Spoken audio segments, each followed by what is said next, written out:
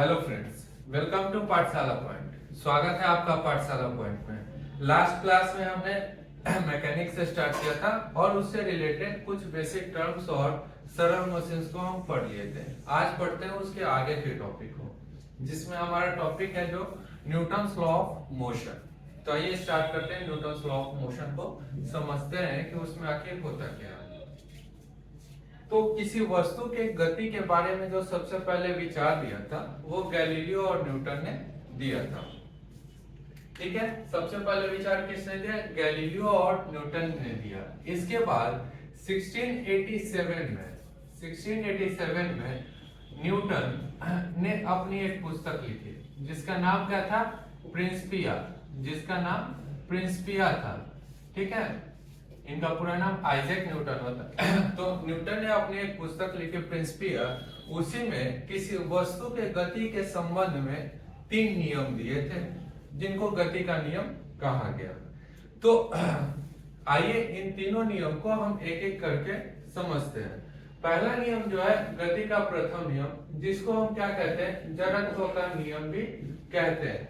मतलब न्यूटन के गति के फर्स्ट लॉ को, लॉ ऑफ फर्स्ट मोशन को हम क्या कहते हैं? लॉ ऑफ इनर्शिया, जड़त्व का नियम कहते हैं। अब यहाँ पे सवाल उठता क्या है कि आखिर जड़त्व किसे कहते हैं, इनर्शिया किसे कहते हैं? ठीक, तो इनर्शिया किसी वस्तु का वह गुण है, जड़त्व किसी वस्तु का वह गुण है जो बाह्य बल की अनुपस्थिति में अपनी अवस्था को नियत रखता है। मतलब कि इनर्शिया किसी वस्तु का वह गुण होता है जो एक्सटर्नल फोर्स की अनुपस्थिति में अपने इनिशियल पोजीशन को कांस्टेंट रखता है।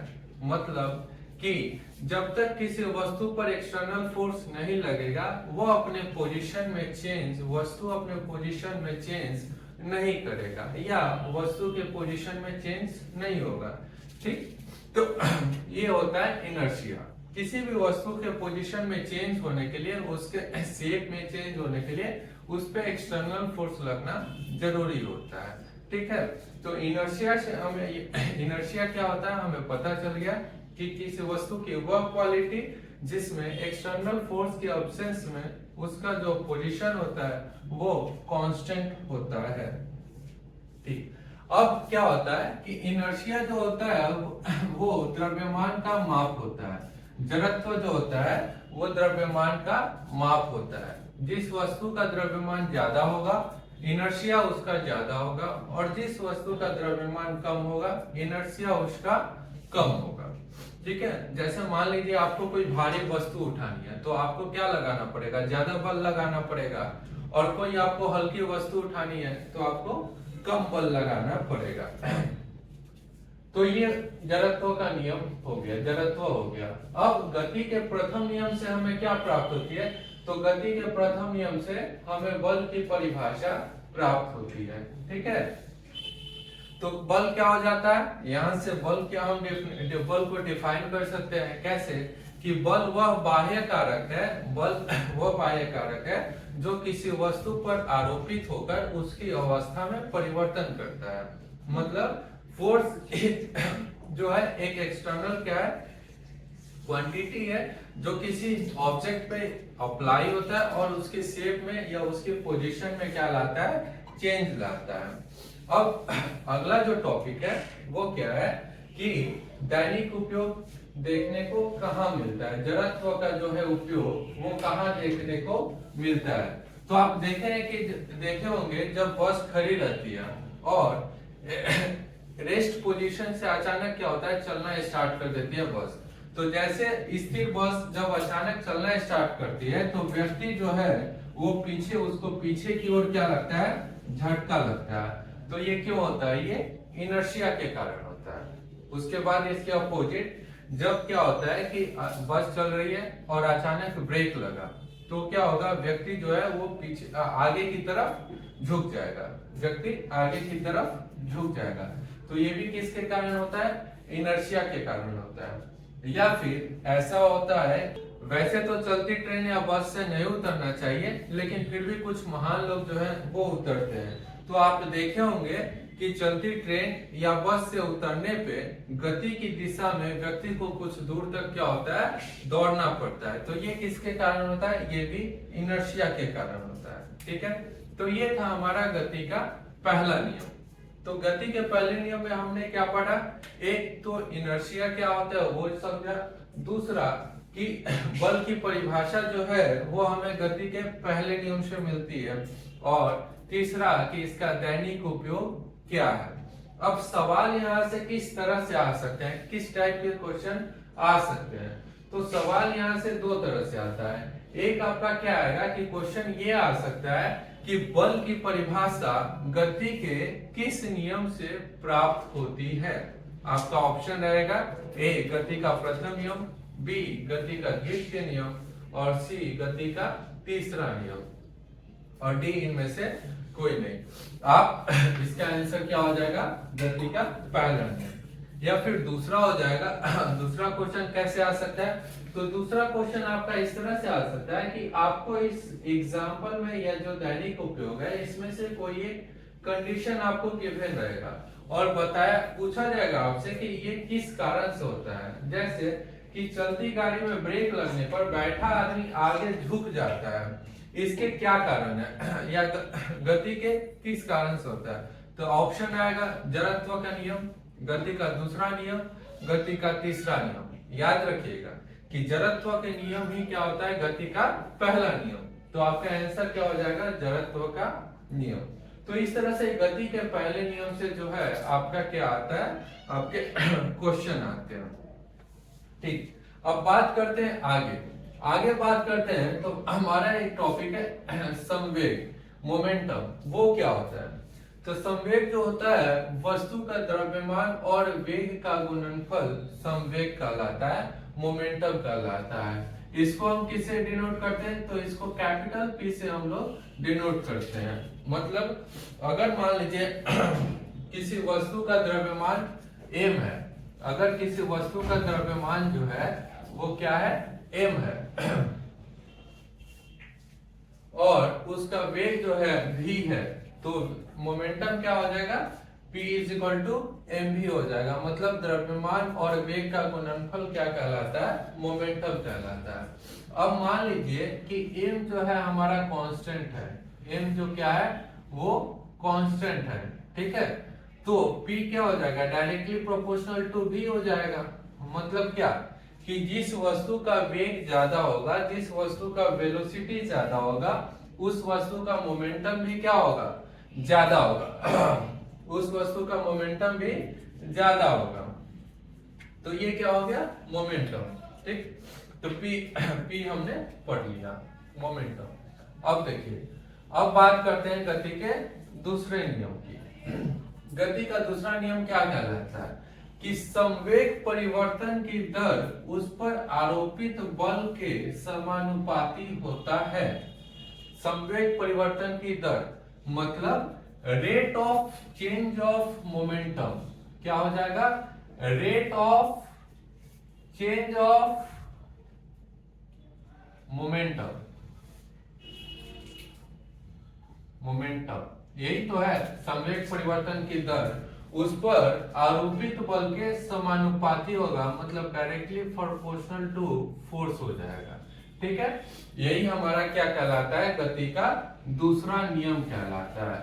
अब ये होता क्या है इसको समझते हैं। मान लीजिए किसी वस्तु का जो द्रव्यमान है वो m है, किसी वस्तु का द्रव्यमान m है, ठीक है, और ये इसकी आरंभिक जो गति है या इनिशियल वेलोसिटी है वो आप मान लीजिए u है, इनिशियल वेलोसिटी u है, और t समय बाद इस पे कोई फोर्स F अप्लाई होता है तो इसके वेलोसिटी में चेंज होता है और फाइनल वेलोसिटी जो है वो हो जाता है v, फाइनल वेलोसिटी v हो जाता है। ठीक, अब देखिए, तो इसका मान लीजिए इनिशियल वेलोसिटी e है, तो इसका इनिशियल जो मोमेंटम है p1 ये क्या आ जाएगा, m u आ जाएगा। और t समय बाद जब इसका वेलोसिटी चेंज होता है तो ये चेंज होके क्या बन जाता है, v बन जाता है। तो क्या हो जाएगा, इसका जो फाइनली हो जाएगा मोमेंटम p2, ये क्या हो जाएगा, mv हो जाएगा। ठीक है, अब हम क्या पढ़ रहे हैं, rate of change of momentum. तो पहले रेट को छोड़ देते हैं, पहले क्या चेंज ऑफ मोमेंटम को अगर देखें तो अगर चेंज की बात करें मोमेंटम में तो p मान लीजिए, तो ये क्या होगा, p1 माइनस p2 होगा। क्या होगा, p1 माइनस p2।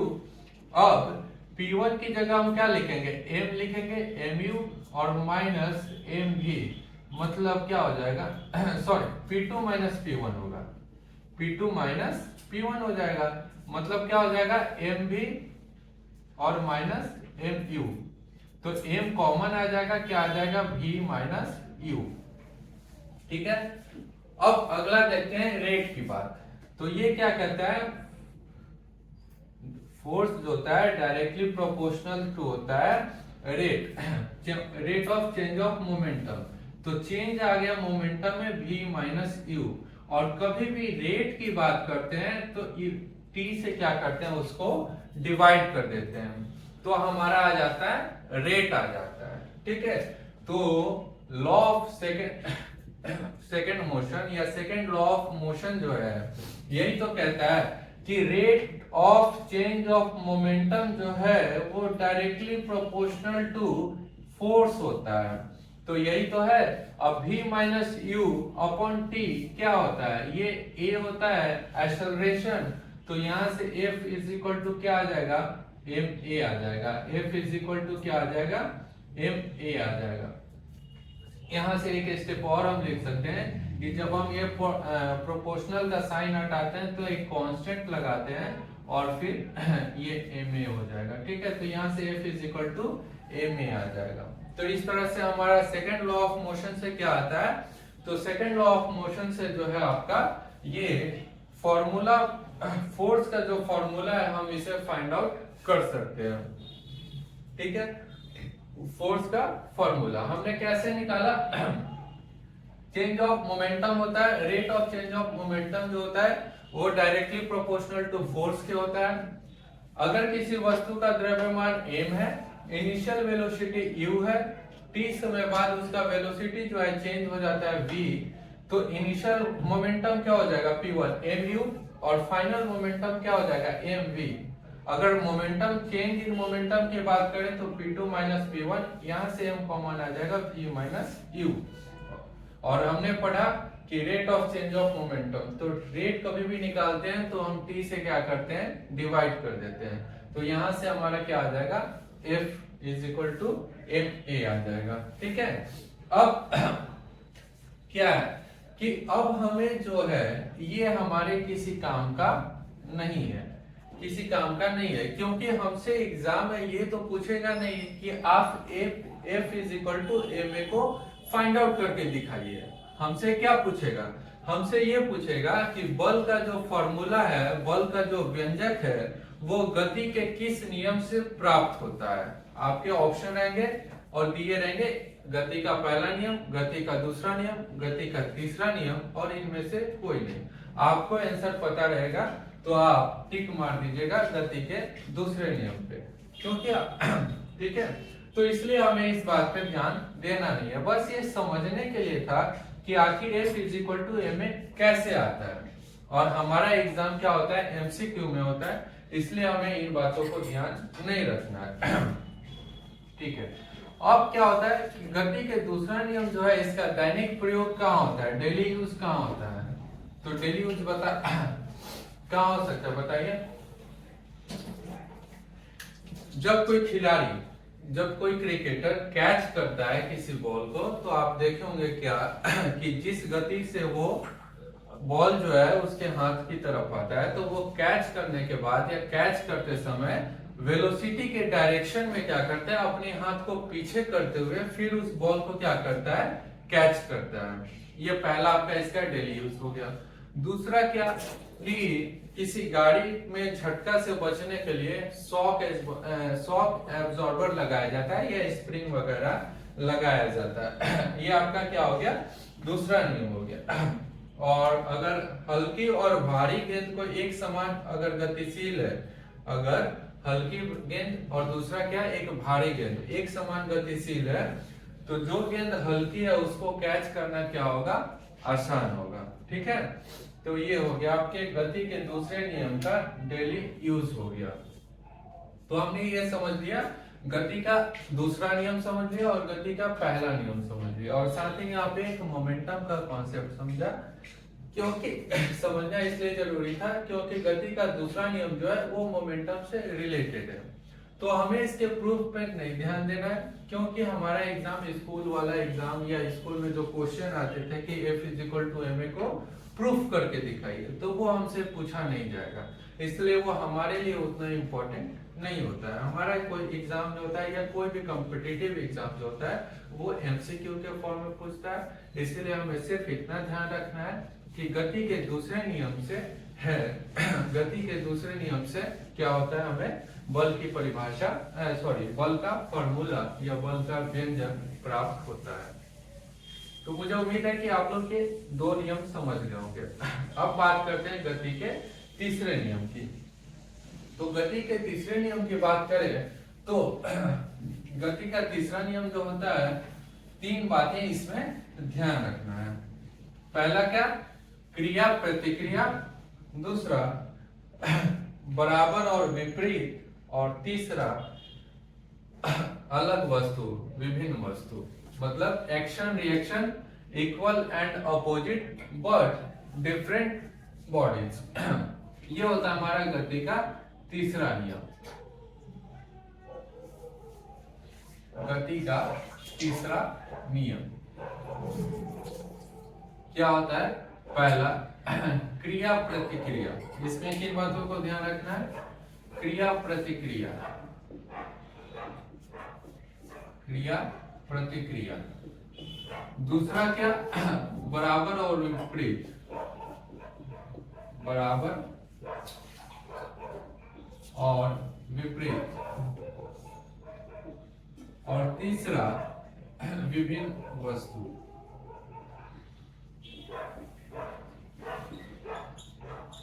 मतलब equal and action reaction equal and opposite और बट डिफरेंट बॉडीज, लेकिन विभिन्न वस्तु, लेकिन विभिन्न वस्तु।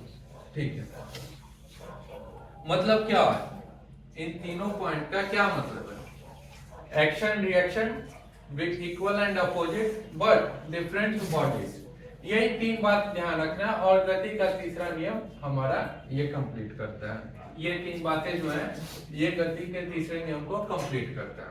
अब पहला क्या है, एक्शन एंड रिएक्शन। तो एक्शन रिएक्शन, किसी भी फोर्स का अपोजिट रिएक्शन होता है। किसी भी फोर्स का अगर कोई एक्शन होता है तो उसका क्या होता है, रिएक्शन भी होता है। और दूसरा इक्वल एंड अपोजिट, मतलब कोई फोर्स अगर जितना एक्शन होता है उसका उतने ही अमाउंट में अपोजिट डायरेक्शन में रिएक्शन होता है। लेकिन वो जो फोर्स रिएक्शन फोर्स लगता है वो डिफरेंट बॉडीज पे होता है, मतलब दोनों फोर्स जो होता है वो अलग अलग वस्तु पे लगता है या अलग अलग बॉडीज पे लगता है। ठीक है, तो ये कि किसी एक्शन फोर्स का क्या होगा, रिएक्शन होगा। दूसरा क्या है, किसी जितना अमाउंट में एक्शन फोर्स लगेगा उतने अमाउंट का क्या होगा, वो रिएक्शन फोर्स होगा। लेकिन जो बॉडीज होगा वो क्या होगा, डिफरेंट होगा। यही क्या है, थर्ड लॉ ऑफ मोशन है। इसका यूज कहाँ होता है, तो यूज कैसे होगा, तो जब आप बंदूक चलाते हैं, चलाना तो नहीं चलाते तो नहीं होंगे पर मान लीजिए चलाते हैं, तो देखे होंगे कि जब बंदूक से गोली निकलती है तो जितना फोर्स बंदूक गोली पे लगाता है उसी झटके से गोली जो है बंदूक पे पीछे की ओर क्या लगाती है, रिएक्शन फोर्स लगाती है। तो ये हो गया एक यूज कि बंदूक चलाते टाइम गोली जो है बंदूक पे पीछे की ओर फोर्स लगाती है, रिएक्शन फोर्स लगाती है, इसीलिए जब हम चलाते हैं तो झटका एक महसूस होता है। दूसरा क्या कि रॉकेट जो हमारा उड़ता है वो किस पे काम करता है, वो गति के तीसरे नियम पे ही काम करता है। तो ये दो जो है वो आपके क्या है, दैनिक इसका उपयोग है। और एक और आप देख सकते हैं कि जो नाव का जो जल में तैरना है, तो जब हम चप्पू को पीछे की ओर धकेलते हैं, पैडल पीछे की ओर जब धकेलते हैं तो नाव जो है वो आगे की तरफ बढ़ जाती है। तो ये गति के तीसरे नियम का कुछ अनुप्रयोग है। कौन कौन से हो गए? एक, बंदूक से गोली का निकलना, दूसरा क्या, रॉकेट का उड़ना, और तीसरा नाव का जल में तैरना। ये 3 नियम जो है वो क्या करते हैं, हमारे दैनिक यूज में देखने को मिलता है, थर्ड लॉ ऑफ मोशन से रिलेटेड। क्वेश्चन ऐसे है कि रॉकेट का उड़ना जो है वो किस नियम से संबंधित है। तो ये हम पढ़े गति का तीसरा नियम। तो ये था हमारा पूरा गति का नियम, न्यूटन्स लॉ ऑफ मोशन था। इससे कैसे क्वेश्चन आता है वो हमने समझा, और क्या होता है वो भी हमने समझा। मुझे उम्मीद है ये वीडियो आपको पसंद आई होगी, और पसंद आया हो तो लाइक, शेयर और सब्सक्राइब जरूर करें। साथ ही बेल आइकन को दबा दें, जिससे हमारे वीडियो की नोटिफिकेशन आपको मिलती रहे। मिलेंगे अगले क्लास में आगे के टॉपिक के साथ। तब तक पढ़ते रहिए, खुश रहिए। Thank you.